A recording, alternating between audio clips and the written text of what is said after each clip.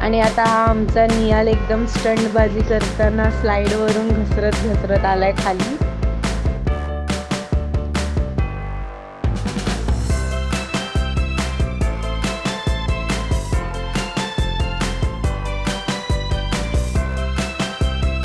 आम्ही पाठवलं आमच्या मावशीला, तिच्या चेहऱ्याचे एक्सप्रेशन बघून. ही फर्स्ट आणि लास्ट स्लाईड आहे तिची. मग पूलमध्ये थोडा टाइमपास करता करता आमची चारी गंगा स्नानचे स्किल्स दाखवत होती आपले.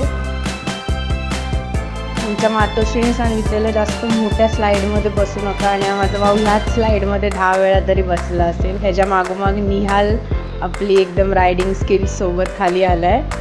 मग स्लाइड्स करून झाल्यावर थोडं रेन डान्समध्ये आपले डान्सिंगचे स्किल्स उपयोग करतात.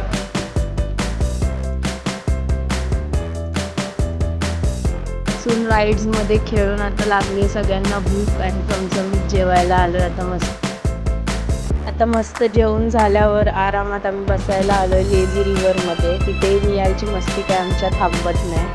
आरामात बसून मी आणि चार्मी पण एकदम रिलॅक्स थोडीशी वेव पूलमध्ये मजा केली आहे एंडला.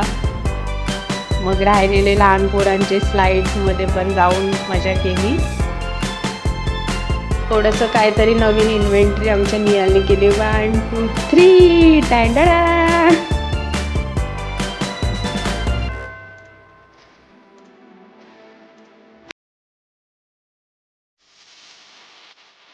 सगळे स्लाइड्स वगैरे एन्जॉय करून झाल्यावर मस्तपैकी नाश्ता केला आहे, आणि मग निघताना बायोमेट्रिक्समध्ये थोडीशी येडेचाई करत मी आणि निहाल बसलो आम्ही आमच्या ओलामध्ये.